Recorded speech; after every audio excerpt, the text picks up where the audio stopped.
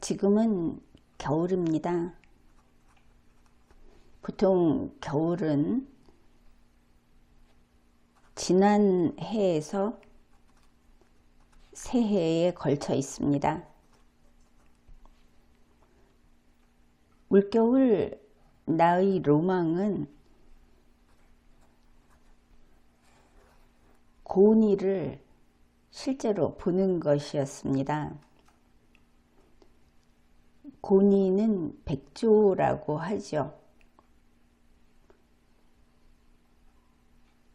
고니를 처음 본 것은 2023년 겨울 형산강 하류에서 아주 멀리서 한 마리 뒤태를 봤습니다.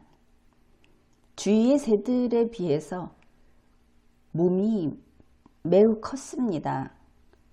확실히 고니였습니다.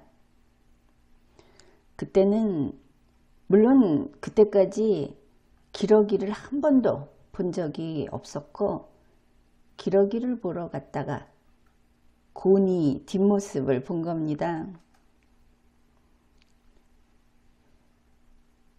그 자세가 저건 확실히 백조다 그랬지만 그때는 얼굴도 제대로 못 봤습니다. 동물은 머리라고 해야 되겠죠. 이것이 2023년 겨울이었고 또 2024년 11월에 버스를 타고 가다가 경주 안강역을 지나서 안강역에서 사방역 이렇게 길이 이어지는데 사방역을 가기 전에 형산강에서 고니 2마리를 물론 도로에서 강을 건너다 보면서 봤습니다. 스치듯이 봤습니다. 이 2마리 확실히 백조배 있죠. 유원지 가면 그런 자세였습니다. 고니가 있구나. 그래서 물론 그 다음에 거기를 찾아갔었습니다. 그런데 고니는 흔적도 없었습니다. 세 번째 본 것이 2024년 12월 경주 시내로 가다가 서천에 고니 2마리를 분명히 확인을 했습니다. 물론 그 물에 떠 있는 모습이 완벽한 백조였습니다. 고니 2마리가 여기 살고 있구나. 그래서 드디어 12월 31일 고니를 보러 나섰습니다. 햇볕은 따뜻했지만 강바람이 아주 매서운 날이었습니다. 그 위치는 금장대 건너편입니다. 오늘은 반드시 고니를 보리라 하고 갔는데 또 고니가 보이지 않았습니다. 금장대 앞에서 강변을 훑으면서 시외버스 터미널 앞 서천교까지 걸었습니다. 이번에도 고니는 없었습니다. 분명히 여기 있었는데 그렇지만 뜻밖의 수확을 거뒀습니다. 바로 저새를 발견한 겁니다. 저새는 천연기념물입니다.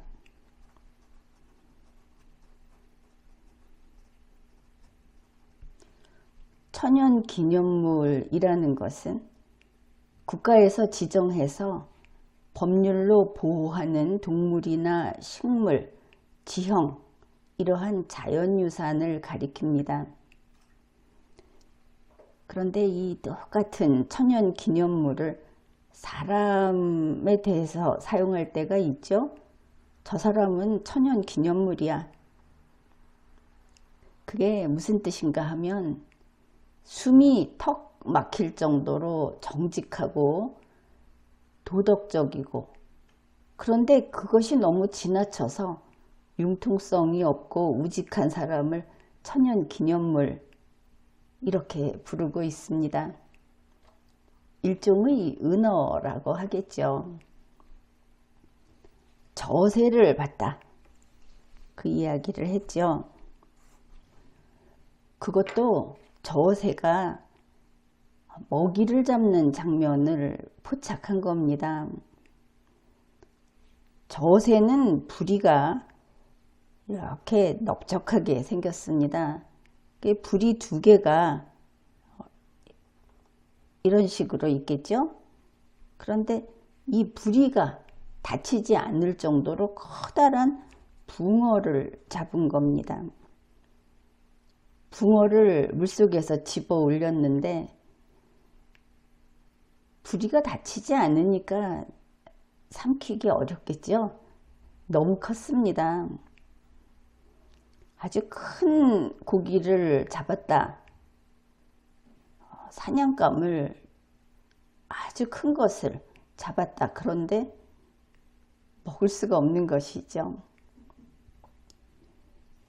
저새는 몇 번이나 삼키려고 했지만 실패했고, 결국은 지금 강물이 얼마나 차갑겠습니까? 그런데 그 찬 물속에 붕어를 떨어뜨렸는데 다시는 찾지 못했습니다. 붕어를 보기에 움직이지 않아서 물이 차가우니까 혹시 동면하고 있었나, 아니면 움직임이 둔한 것이었는가, 뭐 그렇게도 보는데 물에 떨어뜨리고 다시 못 찾는 것으로 봐서 뒤늦게 정신을 차려서 달아난 것 같습니다. 이 붕어를 놓친 저새는 보니까 부리의 색깔이 분홍빛이 도는, 선명한 100% 분홍은 아니고 분홍빛이 도는 그런 새였습니다. 좀 어린 새로 보였습니다. 그리고 이 붕어가 워낙 커서 그렇지 원래 이 저새는 그렇게 건져 올린 물고기가 미끄러져서 도망가는 일은 잘 없다고 합니다. 왜냐하면 이 부리 가장자리에 그렇게 미끄러지는 걸 방지하는 조직도 있어서 그렇다고 합니다.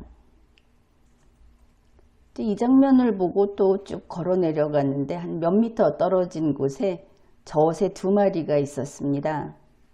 그 저새들은 이 부리가 분홍빛이 아니고 검은색이었습니다. 진한 검은색.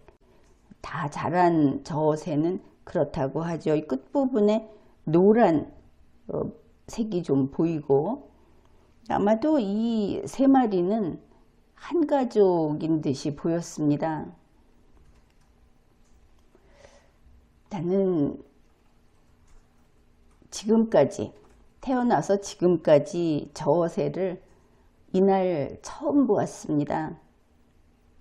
직접 본 것이죠. 이렇게 직접 본 것을 직관이라는 표현을 요새 많이 쓰던데, 한자도 잘 못 읽는 사람들이 많은 그런 그 젊은 세대는, 그런데 직관했다, 경기를 직관했다, 이런 말을 많이 씁니다. 원래 이 직관이라는 것은 그런 표현이 아니죠. 인투이션이라고 해서 원래 직관이라는 것은 그저 검색을 한 내용만 이야기를 하겠습니다. 어떤 추리나 연상, 판단, 이런 사유의 과정을 거치지 않고 그러니까 그것이 어떻게 해서 어떻게 알게 되는지를 이해하지 않고 그냥 바로 직접적으로 파악하는 것. 나는 이 해설이 그렇게 마음에 들지는 않습니다. 그러나 지금은 그냥 이 정도로 넘어가겠습니다.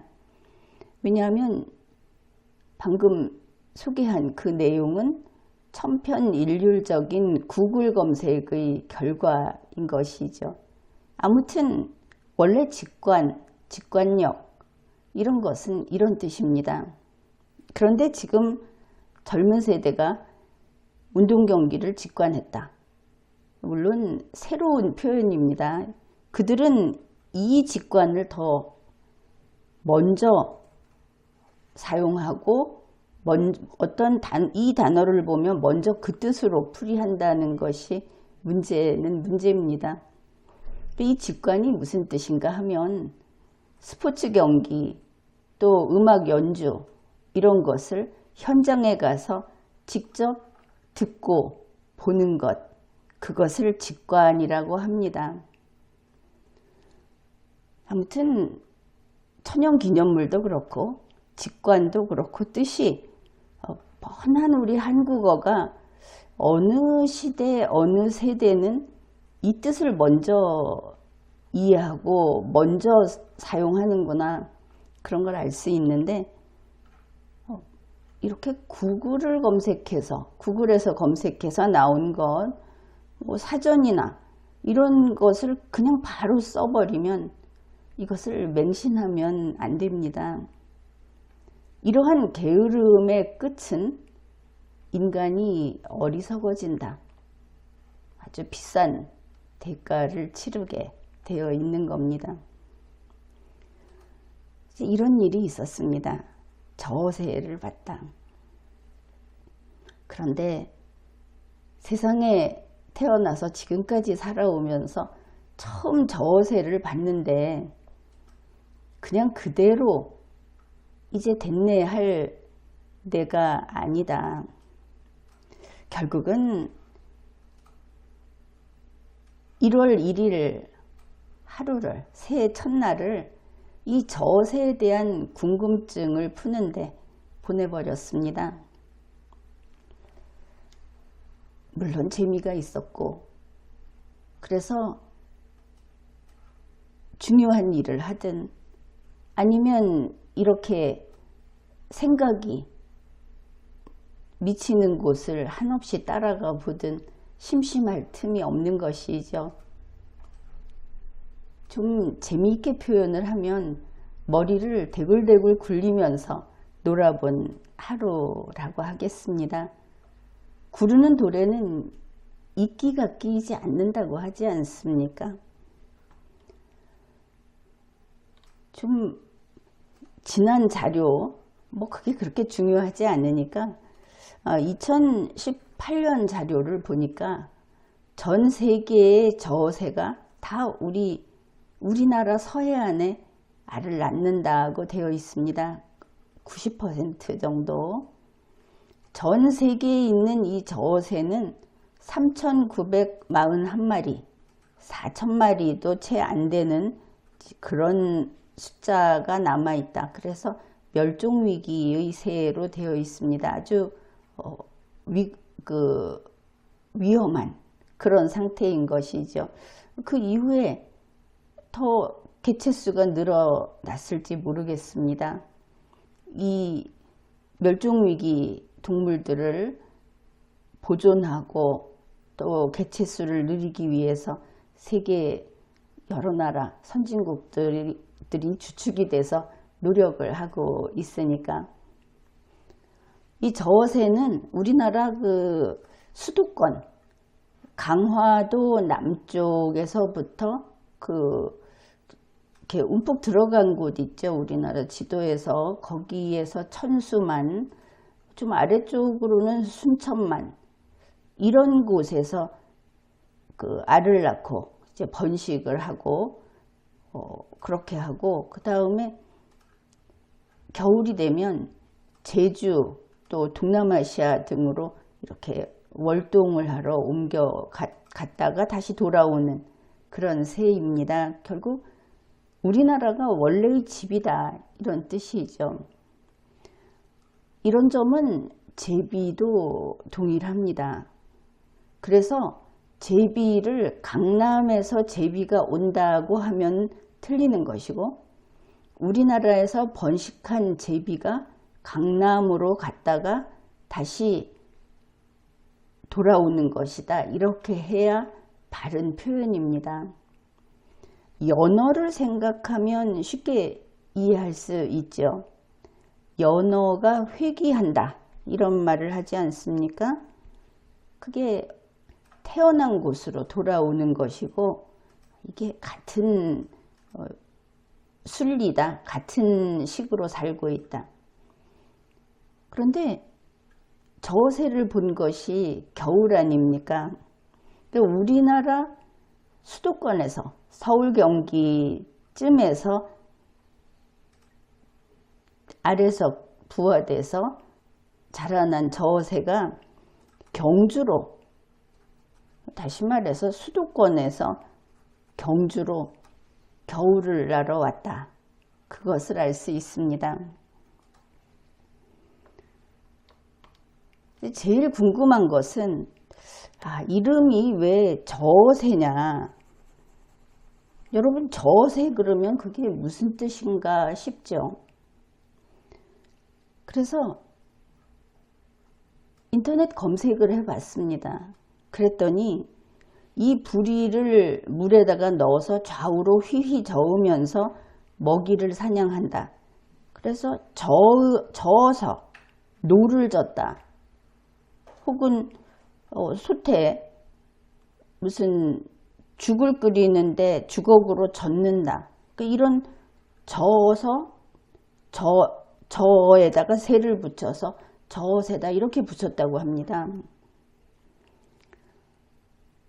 다른 나라는 어떤가 하고 보니까 영어권에서는 블랙페이스드 스푼빌, 그래서 검은 얼굴에 숟가락 모양의 부리, 이런 새라고 이름을 붙였습니다. 빌이라고 하는 것은 부리 이런 뜻이고, 일본어는 그로츠라 헤라사키 혹은 헤라사키 이러는데 마찬가지로 얼굴이 검고 부리가 숟가락 모양이다. 중국어도 마찬가지입니다. 이런 생김새, 특히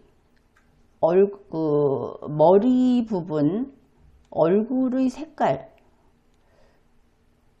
그리고 부리의 생김새, 이런 것을 이름에 반영을 했는데 우리는 굳이 저어서 저새다. 그래서 아무리 해도 이게 납득이 되지 않는 것이었습니다. 보통 그 특징을 척 보면 나오는 특징이 부리 모양이고 색깔이고 이럴 텐데 우리나라는 굳이 동작을 이름에 붙였구나. 계속 검색을 해봤습니다. 천연기념물에 대한 것, 또 그 대학에서 새를 연구하는 그런 데 나오는 전문 자료, 또 각종 백과사전, 신문 기사라든지 저새를 보호하자 하는 데 대한 그런 자료들은 풍부합니다. 그런데 한 가지, 이름이 저새라는 데 대해서 의문 없이 받아들이고 있더라.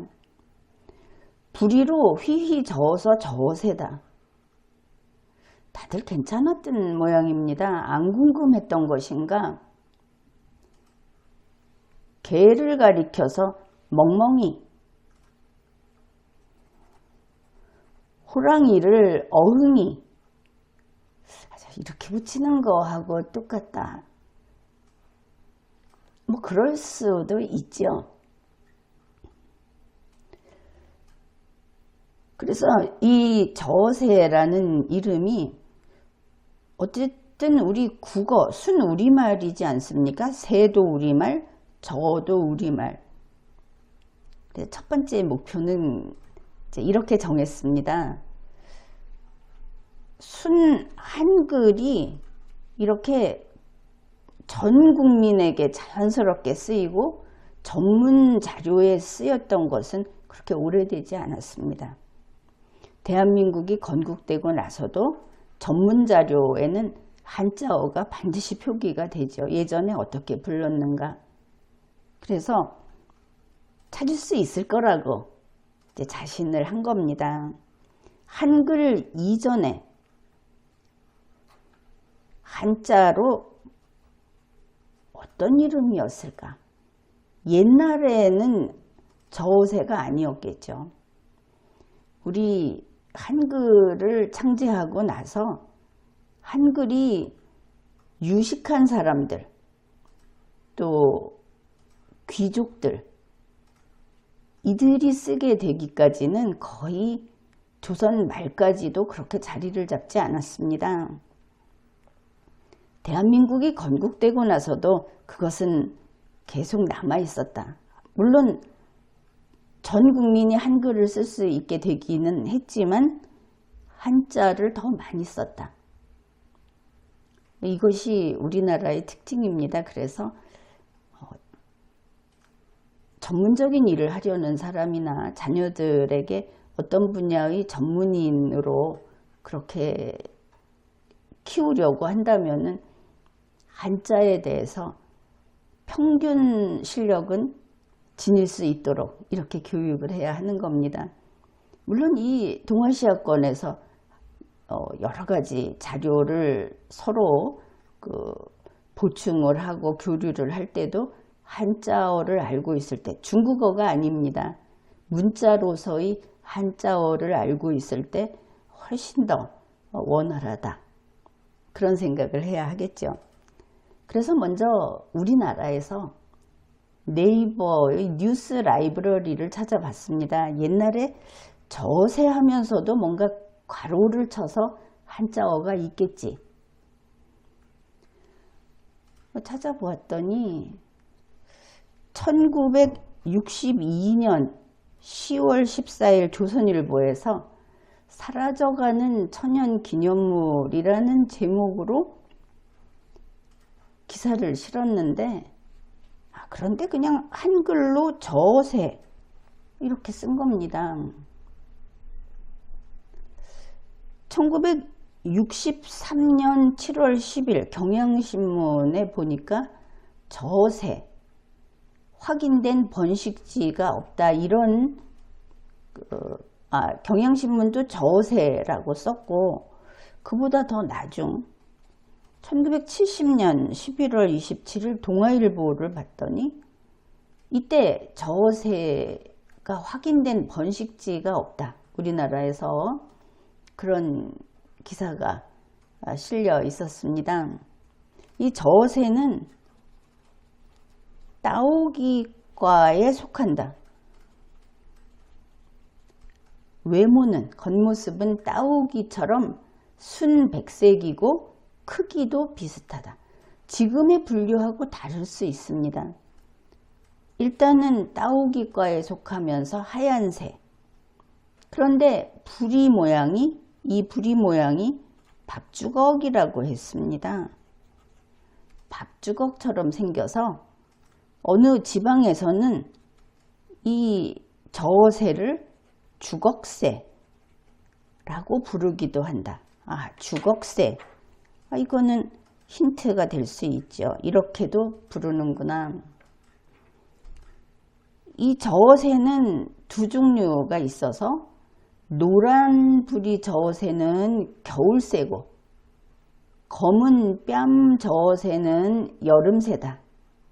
그리고 황새하고 유사하게 이 넓적한 부리를 상하로 부딪혀서 캐스터네츠처럼 그렇게 소리를 낸다.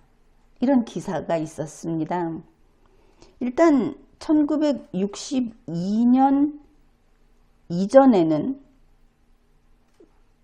이 뉴스 라이브러리에서 기사 검색이 되지를 않았습니다. 아마도 저새라는 것이 그 이전에는 검색이 안 된다. 그리고 그 이후에는 다 저세라고 쓰고 다른 명칭을 쓰지 않더라. 여기까지 대략 그 구간을 정할 수 있었습니다. 물론 더 자세히 조사를 할 수 있습니다.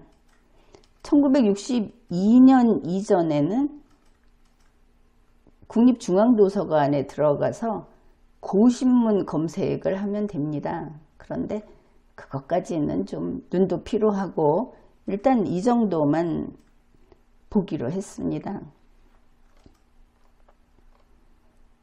지금 궁금한 것은 우리가 한글 전용을 하는 시대에 맞는 저어세, 1962년부터 그 이후로 먼저 쓴 기록이 남아있죠. 이걸 한자로 어떻게 썼을까? 한자로 표기하는 곳이 중국과 일본이 있습니다. 타이완도 있죠. 그래서 그쪽에서 어떻게 쓰는가를 찾기 위해서 백도백과를 찾아봤습니다. 중국어로 바이두백과라고 하죠. 백도백과. 중국에서는 흑검비로, 그래서 얼굴이 검고 비파, 악기 있죠. 이런 식으로 생긴 비파 같은 백로, 이런 이름이 붙어 있습니다. 또 적을 소자를 써서 소비로 이렇게도 쓰고 흑면로 이렇게도 씁니다. 얼굴이 검은 백로. 백로라는 게 그냥 해오라기 이러면 되겠죠. 뭐 흑비로, 비파, 취로. 이 취자는 이제 부리취, 그래서 비파 같은 부리를 가진 해오라기. 그 다음에 반시조라는 것이 속칭이라고 합니다. 이게 또 흥미가 있었습니다. 이 반은 백반할 때 밥반자고, 이 시는 숟가락시, 그리고 세조 이렇게 쓰여 있습니다. 그러니까 밥숟가락 세. 이거 좀 흥미롭다. 이제 숟가락이란 주걱이 나오고 숟가락이 나왔다. 타이완에서는 뭐 비슷합니다. 오면눌배라는 한자로 쓰는데 검은 얼굴에 술잔 같은 것을 물에 담그는 새, 그렇게 그냥 풀이하면 되는데 이 불이 끝을 술잔으로 본 것을 알 수 있죠. 또 뭐 평범하게 흑비 이렇게도 씁니다. 그래서 이제 여기서부터 1970년 11월 27일 동아일보가 이거 주걱세라고 부른다. 그래서 혹시 주걱이라는 한자로 이 새 이름을 과거에 썼을까? 그래서 한국사 데이터베이스 국사편찬위원회의 그 홈페이지를 검색했습니다. 그랬더니 뭐 주걱이 나오긴 하는데 1755년 영조 31년 4월 26일 기사입니다. 그 종묘이죠. 제사 지내는데 종묘에서 이 찰기장과 매기장을 담는 숟가락을 개조하라, 바꾸라고 명을 했다. 옛날에 제사를 지낼 때 익히지 않은 찰기장과 매기장을 제물로 차렸던 모양입니다. 그런데 왜 숟가락을 바꾸라고 했느냐 하면은 이 종묘에 그 종로 3가 그쯤 있죠. 종묘에 수저가 있었는데 너무 작아서 쓰기 불편하다. 그래가지고 밥주걱을 만들어서 이걸 담는 데 쓰라고 했다는 겁니다. 이래서 주걱이라는 것이 검색이 된 것이죠.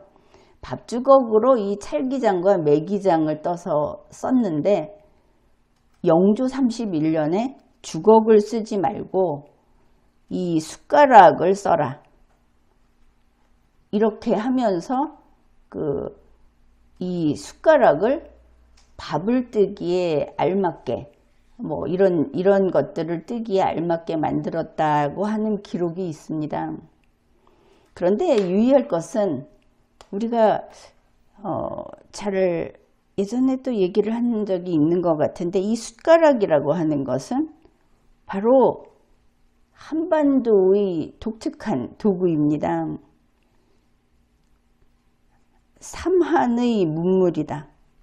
이렇게 말할 수 있을 텐데 이 삼한 사람, 우리 선조들은 예전부터 품격 있는 생활을 했습니다. 맨손으로 음식을 집어서 입에 넣는 그런 짓을 하지 않았다. 지금도 일본 정창원에 가면 신라의 숟가락이 몇 다발이나 보관이 되어 있습니다. 바로 이 삼한의 문물, 우리 한반도 천하의 숟가락이라고 하는 것은 단지 숟가락, 우리 집집마다 어쩌면은 몇십 개씩 있는 그런 흔한 숟가락이지만 우리 인류 역사에서는 이것이 문화의 수준을 나타낸다. 여기가 세계의 선진지역이었다 하는 증거물입니다. 우리 숟가락은 서양 숟가락하고 달라서 좀 숟가락의 굴곡이 좀 적죠. 평평하게 생겼죠. 그게 원래 모습입니다. 언제 박물관에 가면 이 신라 숟가락을 한번 눈여겨보시기 바랍니다. 그게 우리 선조의 수준 높은 세계의 선진국이었던 그런 도구다. 우리는 결코 맨손으로 음식을 집어먹지 않았다. 그리고 음식을 반드시 그릇에 담아서 그렇게 먹을 수 있도록 준비를 했다. 이런 것들도 잘 생각해 보면 의미가 있을 것이라고 봅니다. 그래서 어제 이거는 영조 때 그런 일이 있었구나 하면서 주걱이라는 것을 네이버 어학사전을 찾아봤습니다. 주걱은 여러분은 밥을 푸는 주걱을 생각하죠. 이제 사전은 사전답게 주걱이 여러 가지 있다 이렇게 설명을 합니다.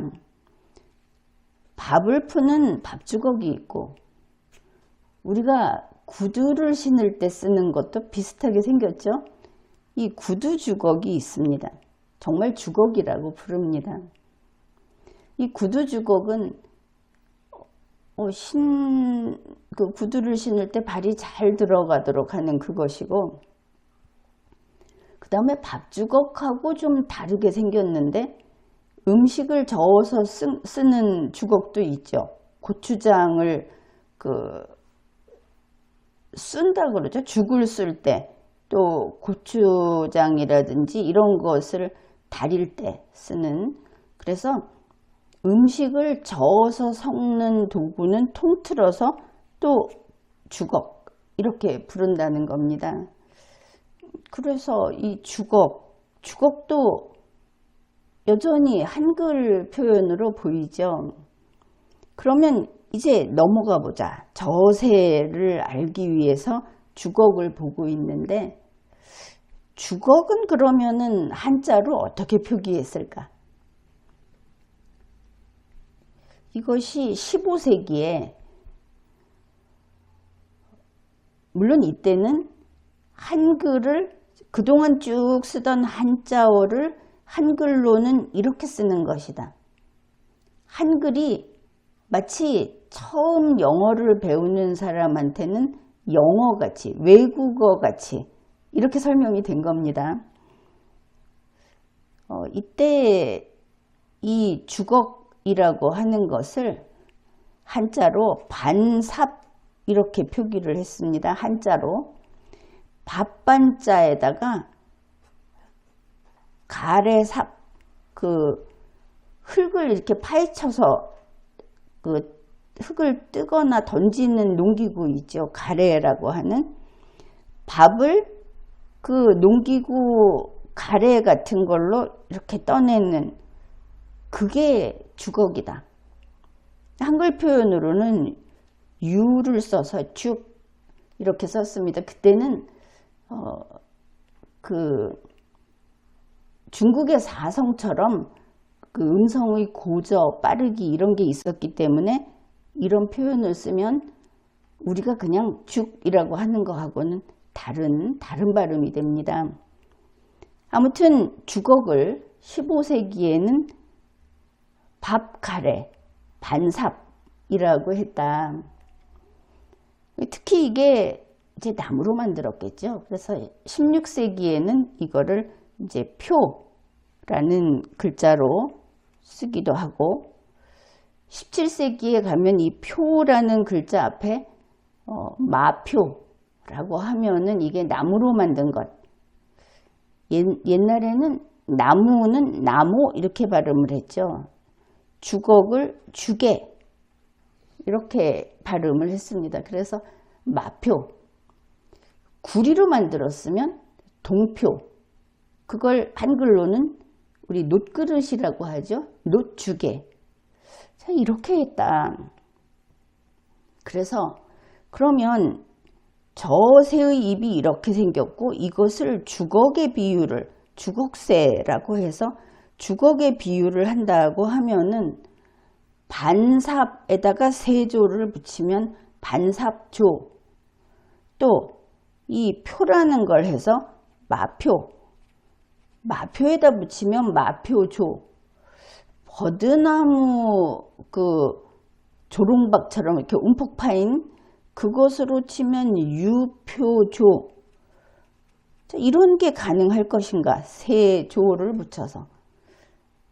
그래서 검색을 해봤지만 일단은 새에 관심이 없었는지 이런 식의 그 한자어로 저새를 표현했던 그런 자료는 찾지 못했습니다. 그 다음에 이 백두백과에서 반시조라는 것을 이 반시조 밥반자에다가 숟가락시 그래서 이제는 주걱이 아니고 밥숟가락 이걸 한번 찾아보자. 왜냐하면 영어도 스푼, 숟가락이라는 게 들어있었고 일본어에도 숟가락이라는 이름이 들어있으니까 이게 이제 숟가락하고 관련이 있을 거다. 그래서 이제 이것을 찾기 시작했습니다. 먼저 사전을 찾아야 되겠죠. 국어사전을 찾아봤습니다. 우리가 흔히 수저라는 말을 쓰죠. 수저. 그런데 이 수저에는 우리가 당연히 숟가락과 젓가락 이렇게 알고 있지 않습니까? 근데 사전에서 수저의 두 번째 뜻은 단지 숟가락 이런 표현도 있습니다. 그래서 수저 달라고 하면 숟가락과 젓가락을 주기도 하지만 그냥 상황을 보고 판단해서 숟가락만 달라는 뜻일 수도 있다. 이렇게 이해하면 될 겁니다. 그래서 이 수저라는 거는 그러면 또 우리 한글이 처음 생기면서 그 한자어로 뜻풀이를 해놔서 우리가 좀 해석에 도움이 되죠. 그걸 찾아봤습니다. 이 수저라고 하는 것은 이제 16세기 이때 왜 수냐? 숟가락을 뜻하는 술자에다가 젓가락을 뜻하는 적 이게 합해져서 발음하면서 리을 받침이 떨어져 나가고 수저 이렇게 된 것을 알 수 있습니다. 1765년에 이러한 수저가 나오는 자료를 사전에 소개해 놓은 것을 보니까 아주 흥미로웠습니다. 여기에 수저와 나무 주개와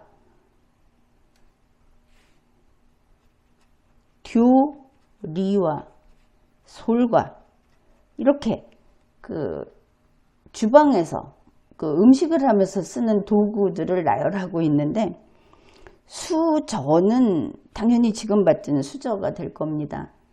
나무 주개는 바로 앞에서 봤죠. 나무 주걱. 듀리. 이걸 보니까 우리가 조리 이렇게 알고 있는데 그거를 듀리. 혹시 그것이 그냥 조리인지 아니면은 그 도라는 글자를 써서 도리를 쓴 것인지, 아무튼 조리와 솔 이런 표현이 나옵니다. 그러면 이 수저라는 것은 그 전에 한자로 뭐라고 쓰던 것인가? 그걸 보면 글자가 그 시자가 있고 여기에 이렇게 시, 숟가락 시, 그 다음에 저라는 것은 지금도 중국집 같은 데 가면 나무젓가락 거기에 한자 쓰여 있습니다. 쉽게 확인할 수 있는데 여기에 자라는 글자를 써서 시저 이렇게 씁니다. 그전에는 수저를 숟가락 시, 젓가락 저해서 시저로 쓰던 것을 한글로 수저, 초기에는 수저라고 썼다. 이것을 알 수 있습니다. 물론 후기에는 이 숫자를 손수로 바꿔 쓰기도 했습니다. 1895년에는 두 가지를 다 썼다. 이렇게 나옵니다. 그래서 수저, 이 숟가락새라고 했는데 남들은 다 여기 지금 주걱새라는 이름도 있었지만 숟가락과 젓가락 중에서 우리나라에서는 숟가락이 아니라 젓가락에 집중을 했구나, 이런 생각을 해보았습니다. 저는 젓가락 저.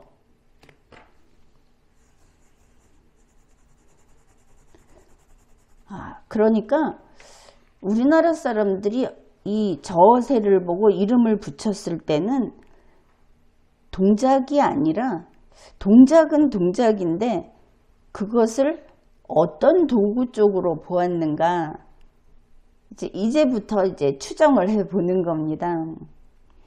젓가락 저, 중국에서나 다른 나라에서 영어권에서 숟가락새라고 하는데 우리는 수저라는 이름을 붙이고 이 젓가락 저에다가 물고기 어를 붙여서 새는 나중에 붙었다 치더라도 저라고 했던 것인가? 그러면 뭐냐면 젓가락으로 물고기를 잡는 새, 이렇게 됩니다.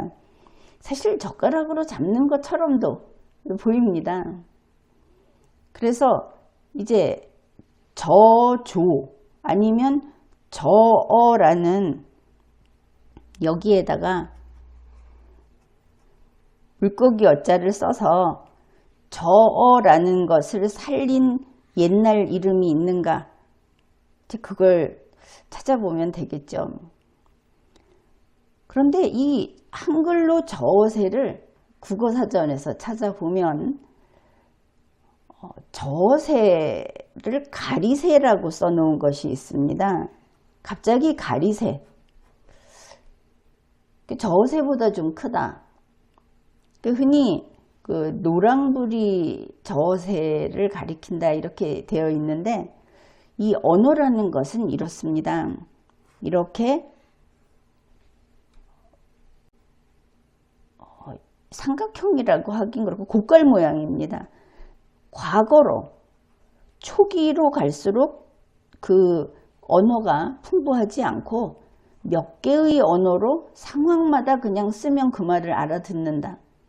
그리고 이게 발달하면 할수록 분화가 되면서 단어, 그 어휘가 많아진다 이렇게 되어 있습니다. 그래서 우리처럼 역사가 긴 나라는 과거의 역사도 길죠.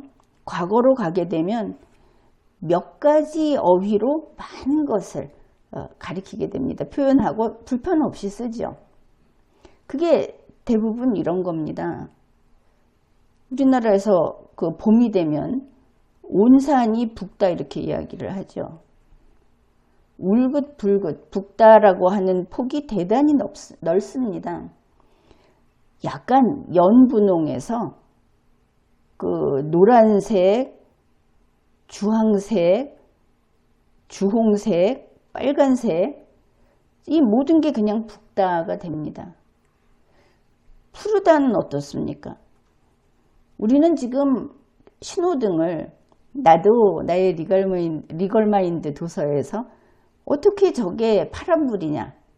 여러분 그렇죠. 빨간불, 파란불 이렇게 쓰지 않습니까?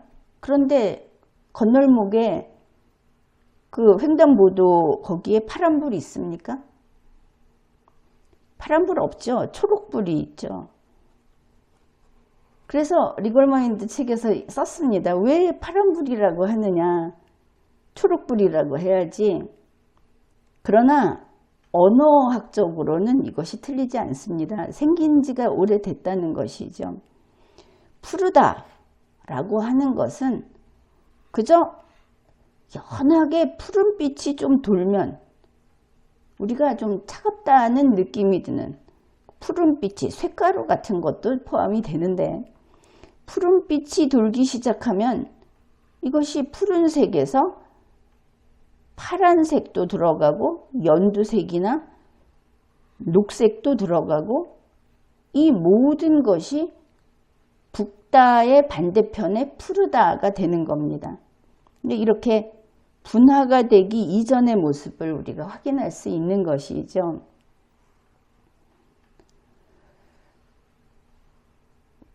그런데 이 가리새라는 표현을 보면은 그 웬만하면 예전에 뭐 황새니 백로니 저새니 하는 것들이 과거에는 이게 이렇게 일일이 나뉘어 있지 않았을 수 있다는 걸 우리가 기억을 해야 합니다. 그래서 저새 중에 노란머리 노란불이 저새를 가리새라고 썼다. 그럼 도대체 가리새는 또 뭐냐? 이렇게 봤는데 가리라고 하는 것은 그 물고기를 직접 잡아본 분들은 알 텐데 그 대나무를 갈라서 엮어 가지고 밑이 없이 통발 비슷하게 만든 물고기 잡는 것을 가리라고 합니다. 가리. 근데 이것을 한자로는 조롱이라고 표기를 합니다. 우리가 쌀 이는 조리 있죠. 그 조리 조에다가 대바구니 롱. 아마 대충 그 고기 잡는 가리라고 하면 어떻게 생겼는지 알 텐데 이 가리라는 말은 우리 국어에서 17세기 1690년에 용리해가 나옵니다. 조리는 쌀 있는 조리 요즘에는 잘 모를 수 있는데 복조리는 알겠죠. 이게 전부 한자어입니다. 조리도 한자어고 복복자를 써서 복조리. 이 음력 정월 초하룻 날 새벽에 벽에 이렇게 걸어두는 서양의 크리스마스 때 양말을 걸어두듯이 이렇게 새해 거기 복을 받는다고 하는 복조리. 그 조리가 쌀 이는데 쓰던 도구다. 나는 이 조리를 본 적이 있습니다. 근데 언젠가부터 조리를 아예 안 쓰게 됐습니다. 그래, 이 가리새. 그러면 이제 우리가 주걱에서, 숟가락에서, 수저, 젓가락에서 가리까지 왔습니다. 근데 젓가락과 가리는 비슷한 부분이 있습니다. 물속에서 젓가락질을 한번 해보십시오. 그러면 물은 빼고 고체만 집어 올리겠죠. 가리도 마찬가지입니다. 물은 빼고 그 고체, 물고기만 집어 올립니다. 그래서 이 새는 물속에서 먹잇감을 이렇게 젓가락질 하듯이 가리, 조롱으로 물고기를 이렇게 집어 올리듯이 그렇게 먹잇감을 건져 올리는 새를 뜻하는가 보다. 그래서 이런 이름이 붙었나 보다. 그래, 만일 가리라고 한다면 한자로 조롱, 그래서 조롱새 이렇게 찾아야 되겠죠. 그래서 이런 것들을 생각을 해보았습니다. 그러면은 우리나라 이 한반도 사람들은 남들은 다 숟가락 같은 이 모습에 주목을 했는데 이것을 사용하는 데 주목을 했구나. 뭐 그렇게 본다면 저새, 휘휘 저어서 저새라고 할 수도 있지만 그거보다는 이쪽이 낫죠. 가리새라든지 저어새, 물고기를 젓가락질하는 새, 물고기를 가리로 잡는 새, 이쪽이 더 관찰력이 뛰어나다, 이렇게 볼 수 있겠습니다. 그런데 국어사전에 이 저새의 비슷한 말에 가리새가 있고 또 하나는 만획조라는 것이 있습니다. 그냥 말만 들어도 좀 복잡하죠? 국어사전에 있습니다. 이 만이라는 글자는 질펀할 만, 그러니까 물이 있고 흙도 좀 있고 이런 질펀할 만, 그래서 이 저새가 주로 서식하는, 좋아하는 그런 환경입니다. 그 다음에 획이라고 하는 것은 그림을 그리다, 또 글자를 쓰다, 이런 뜻이 되죠. 이거를 만획조, 만화조 그러는데 아무튼 글씨를 쓰다, 그리고 세조입니다. 그러니까 그 얕은 바닷가나 갯벌, 갈대밭, 논 이런데 이 새가 먹이를 잡고 생활을 하는 그런 곳에서 그림을 그리듯이 움직이는 새, 혹은 글자를 쓰듯이 획을 그으면서 다니는 새, 이렇게 볼 수 있겠습니다. 그러니까 이렇게 노를 저어라 하는 저새보다는 가리새나 그 젓가락질, 물고기를 젓가락질하는 새나 또 그러한 물에서 글자를 쓰는 새, 그림을 그리는 새, 이런 이름들이 더 운치 있고 품이 있는 명칭인 것 같습니다. 관찰하는 그 높이가 다른 것이죠. 남들은 척 생긴 걸 보고 그야말로 직관적으로 이름을 붙였는데 우리의 그 선조들은 관찰을 했던 것 같습니다. 지켜보면서 어떻게 움직이나, 그것이 무엇과 같은가, 이렇게 이름을 붙인 것 같다. 어떻든 지금은 그 부리를 휘휘 저어서 저어새라고 하면서 이것이 60년부터 지금까지 하면은